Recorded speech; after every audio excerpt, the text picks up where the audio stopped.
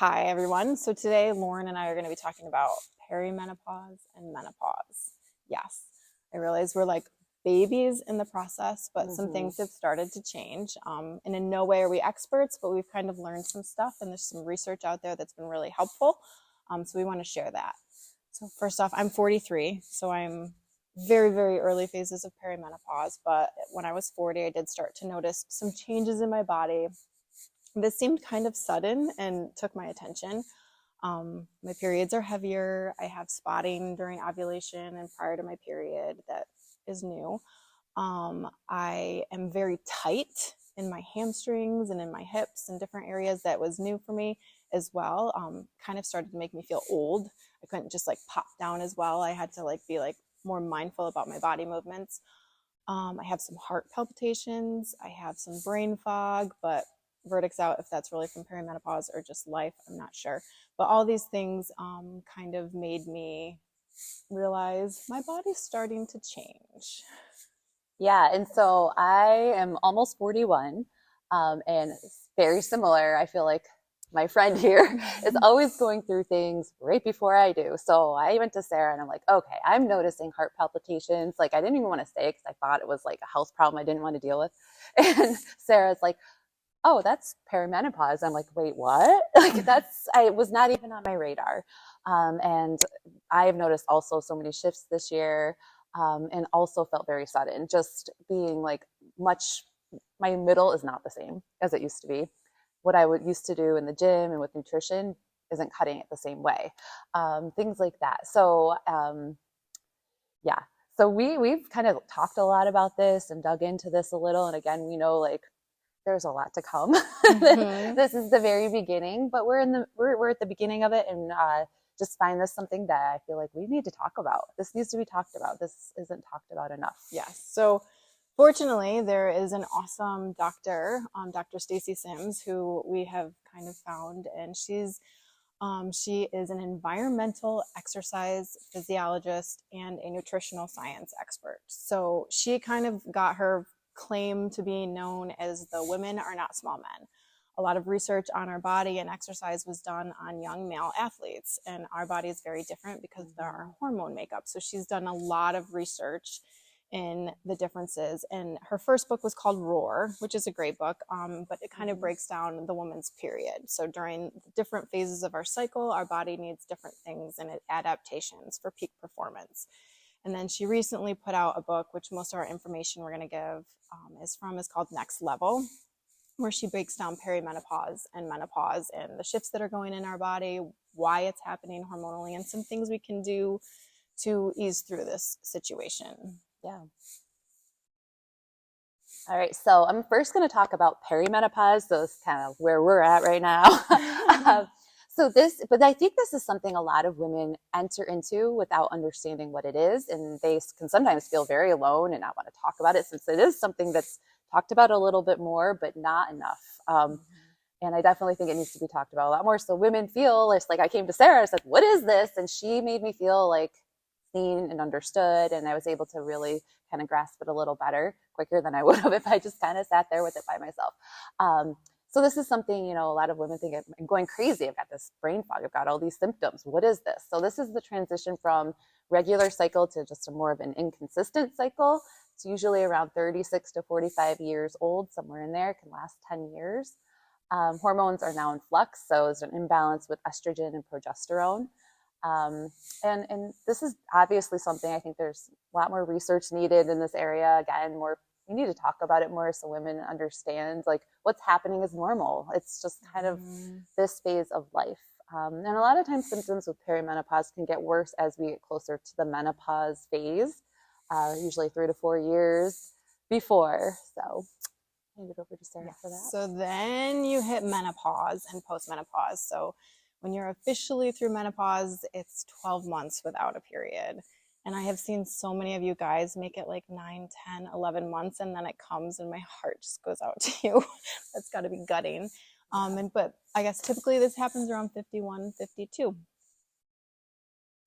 Yeah, so what drives this change? So hormones fluctuate, we know this. So there's change, drop in estrogen, progesterone, and even testosterone in the body, and this creates symptoms women experience. So change of body composition, body's triggered to store more fat, particularly in the abdomen.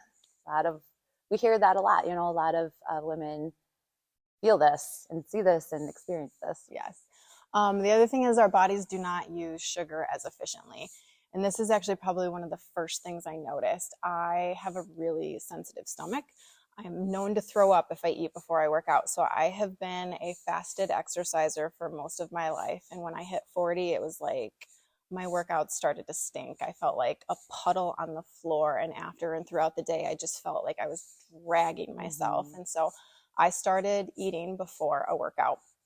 And it's not much. Like for me, I found I can do a graham cracker with a little center of peanut butter on it.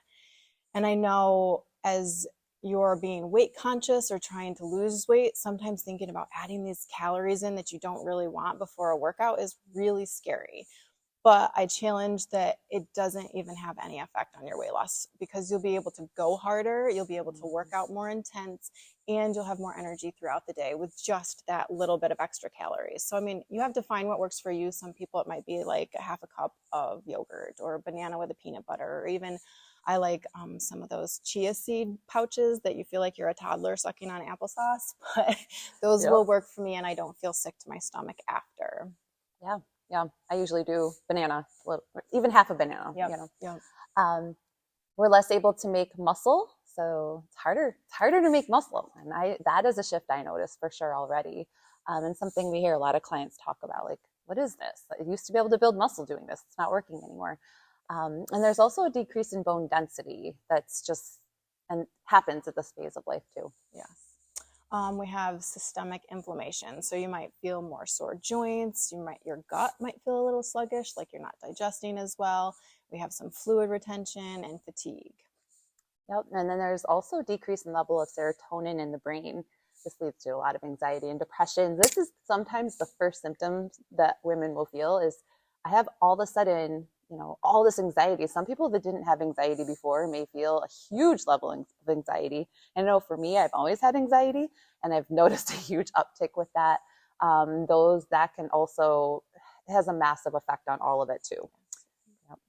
So we have increased cortisol in our body. Estrogen was our friend that kind of helped control the cortisol levels, and now it's starting to go into retirement. So that increased cortisol in our body also helps gain weight around the midsection. Yeah, that stress hormone. Yeah. Yep. All right. And then exercise is harder because your heart has to work harder. So progesterone decreases and increases blood pressure. So basically, exercise can feel harder. It can feel harder, and you're having to work harder to create the same effect. So there's a ton of information on this about how our hormones are shifting and why each one of these is happening within our body. And we didn't go into a ton of detail with that. But if you want to check out the book, there's a lot more detail on why these things are really happening within us. That's me. So some of the symptoms that happens, we talked about the increased fat mass, decreased mass of muscle and bone, boo. So we have hot flashes, night sweats. I just remember as a little girl looking over at church and seeing all the women feeling themselves in the bulletin, and my mom would be like, that's menopause. We have increased chance of injury. So there's an imbalance. We have more laxity in our tendons and in our joints. So we need to be careful and be working on mobility exercises. Mood swings, memory loss, brain fog. I have those kind of always. So I'm really excited about that ramping up. Yeah, that's good. We have lowering progesterone. So then we have an increase to pain. So our sensitivity to pain is higher. Heart palpitations, which I think we both said we experience. Absolutely. Low libido, acne, heavy periods, incontinence. Definitely, we both had that. I was training for a half marathon last year. Didn't have that problem, but this year I do. I did. I mean, I kind of worked on some exercises to help with that. But yeah, friend here was there for me with that one too. So thankful for that. We need each other for sure. Yes. A huge one is sleep disruptions. That's a massive one that affects so much and increases just the way our body can process stress too. overall fatigue, and there are so many more. They're all listed in the book, and we all know them, but yeah, so many. They're countless. But the cool thing is, we're not helpless. There are some things we can do to combat these changes. And one thing I have to remind myself is my body's going through these changes, and I'm not like super looking forward to the whole process, that it is a gift to age. There's many people who haven't gotten to that point in life and would love to. So I constantly am checking myself. It is a gift to age. So some things we can do to combat this is to lose weight. It's proven that the lower fat we have, the easier we're going to transition through these symptoms. Yeah. Quit smoking. So smoking's proven to just make symptoms worse. So definitely quitting smoking could help with some of this. So hormone therapy may be an option for some of you. I know there's been some hesitation with hormone therapy, and in no way am I promoting it or saying you should do it. But a lot of the research with bad side effects for hormone therapy were for women who are over 60 or who are on it long term, like for 10 plus years. So if you're going through symptoms and it's really affecting your quality of life, it might be a conversation to have with your doctor about using that in the short term, because we don't have to be superheroes. Like there might be something that can help you go through this easier. Absolutely. So another thing is kick up the cardio. So we don't want to make it all about cardio, but when we're doing cardio, it's good to just kind of increase the intensity a little bit. And that can look different for everybody. It's depending on what fitness level you're at and where you're at and how long you've been working out. But turning up the intensity. So doing, interval training, HIIT workouts, Tabata, things like that, and getting a little bit more work to those muscles and the bones and everything. So kicking up the cardio intensity. We also need to be lifting heavy. Now, if you're someone who's watching this who's never lifted a weight, don't start there. There needs to be a progression of adding resistance so your body and your bones and your whole structure can handle that load. And when they talk about lifting heavy, we're talking about large muscle groups, things like chest press, squat, deadlift, where that load is spread out through a bunch of muscles so your body can handle that. We lose up to 8% of strength every decade after 30. Like that's so rude. So 30, loss of 8%, 40, another loss, 50, another loss. And then 60, it like increases even more. So we don't have the option to not lift weights if we want to age well. Like resistance training needs to be part of our routine 2 to 3 times a week until we die. I know I want to age like a boss, and I'm looking forward to being a really strong 80-year-old. So resistance training needs to be in your program. Yeah, and I think that's a mistake that a lot of people make. If they notice shifts, they're like, I need to up the cardio, up the burn. Yeah. Let's get some cardio. I'm just going to go on the Stairmaster, for 2 hours. But they leave out the lifting heavy. And that's what's going to change your metabolism and your body composition completely, and losing that muscle, it changes the way everything feels. So that's so important, important. One of the most important things. Another thing that can be added is jumping and plyometrics. Now, again, if you haven't worked out before in a very, very long time, this depends on fitness level. Don't start with just, okay, I'm going to go do some box jumps. Like this needs to be progressed for sure as well. But there's other ways to get that power in plyometrics too. Doing squats and coming up onto your toes, aqua training. So in water, and you're trying to run through the water with the resistance, things like that. But some of the jumping and the plyometrics can be good for the muscles, the bone density as well. Yep. And we need to sleep 7 to 8 hours. We've all heard the research. It's hard. Like I stink at sleep. It's something I'm continually working on. You're going to want to like dim the lights, get off the phone, have your room dark and cool. And it's a work in progress, but it needs to be a priority of something you're trying to work on, and doing some other recovery. So this is where like compression stockings might be something you want if we're having a lot of inflammation after workouts, massage, even having like, when we're having a rest day, because sometimes it takes longer for our body to recover, maybe we're going for a walk and just keeping circulation and body moving for that recovery. Yeah, and sleep too. The other thing with that is we don't get enough sleep. It increases our cortisol levels further, which is, we talked about that is a problem. Our body is not processing that as much, and those levels are higher anyways at this phase in life, and causes us to store fat in the middle particularly. So sleep could be one of the number one things you need to look at. Yeah, and it really could be the factor that's sleep also like cleans out all that brain activity, that brain fog Yeah. that might be going on there, and it's key for muscle recovery. Yeah. So if you're doing that lifting heavy and not sleeping, it's hard for that body to recover Yeah. from that. So you can't downplay that. It's huge. Yeah. No. All right, so nutrition. Let's talk about nutrition side of things with perimenopause and menopause. All right, so a big thing is make sure you're eating enough.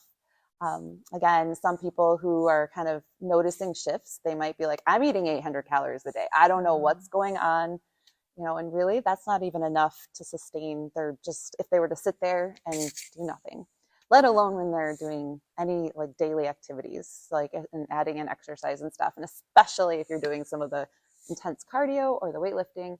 And if you're not eating enough, the truth is your body is stressed. So again, that stress hormone, cortisol levels, this is like common theme. So we're trying to bring this down. So you really do. It's better that you eat in a calorie deficit if you're losing weight, but maybe a more moderate one and not so low that your body is so stressed that it just doesn't know what to do and just back and forth on weekends, low during the week, high on the weekends, and it's just all over the place. So it can a lot of stress to the body. Eating enough. Yes, and eating at the right times is also important. We're going to kind of go into that a little bit here. Yeah. So protein right after exercise and increased protein during this phase of life. So right after exercise, within 30 minutes, trying to get some protein. We want to build those muscles, but we can't do it if we just lift those weights and don't feed our body. We're gonna be sore more than anything, and we're not going to be building the muscle the way we want to. And our bodies, they just at this phase in life, they don't process the amino acids in the protein as well as it used to. So it's really important that we have the store of amino acid in our bodies so we can build the muscle. So definitely more important we get more protein at this phase in life than even earlier in life. Yeah, so it's recommended 30 grams within 30 minutes, which I know seems like, oh, I got to carry my bags of chicken around and we're going to be like bodybuilders, but it's not as hard. Like this is sometimes where I do use a protein supplement powder, especially post-workout if I'm in the car, traveling home, going to the next thing. And I have found, depending on your needs, Fairlife milk has 10 grams of protein in a cup. So if you throw some protein powder in that and shake it up, you're at 30 grams right there. Yeah. I talked a little bit about this, but we need to fuel before exercise. This could be like 60 to 30 minutes where you're having that little something so you can carry through that workout. You're putting your body under stress if you're working out without anything for it to pull from. And again, we're trying to decrease that stress because it's already going through stress from the changes of menopause. Yeah, absolutely. The bulk of carbs from fruit and vegetables. These are rich in fiber, which is really, really good for the gut microbiomes, which that is a whole topic you could dig into. But it's important to make sure we're taking care of that too. Always those fruits and veggies. So another thing, it's been shown, I have to say this word really slow. Cruciferous. That's a tough veggies. word. It is. I mess it up I every just said time. it right. You did. Anyways, you did. It was it? Okay, it was really good. Cool.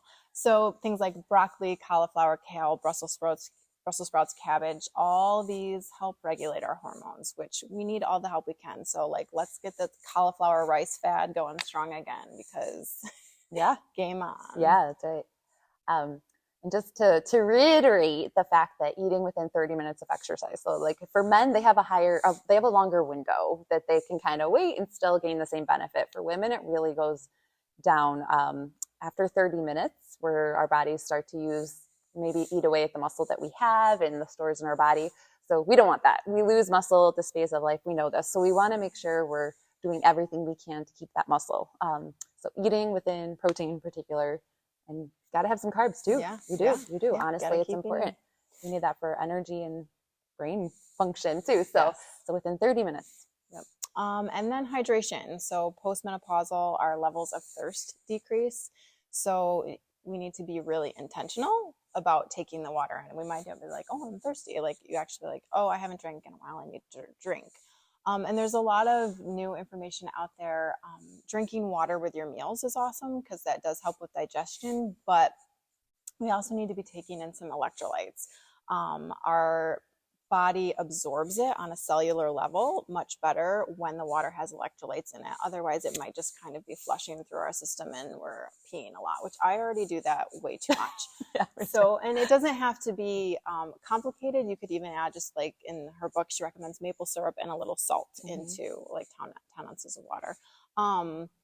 Also, those red high sugar sports drinks are not what we're talking about by electrolytes. We're just talking about, you want ones like that are like the 25 to 35 calorie range that have a little bit of salt in them. That would be a good fit for your hydration. Yeah. So those are kind of like the high points we took from the book. Again, we're not experts. We're with you on the journey, and those who have gone before us without the support and as much information out there, you are our heroes. And we're in this together, right? We're in this like together. All women go through this if Yes. we're lucky enough to get to this phase of life. And, Yes. and again, like Sarah said, it is a blessing. Like, yes, this part it's a change and it's stuff that we have to work through and get used to. But I think the more we talk about it, normalize talking about it, it's normal. Like, there's not one woman who's not going to go through some of this, and symptoms will be different. They will be different. They'll be more extreme, but it's we're in it together. Yes, so. And we've seen so many of you guys, gals, come through it like a boss, like getting stronger and living your best life in your 60s and 70s. So thank you for that encouragement. Gives us so much hope. Yes, you give us hope. Yes, we care about you guys. We hope this was helpful.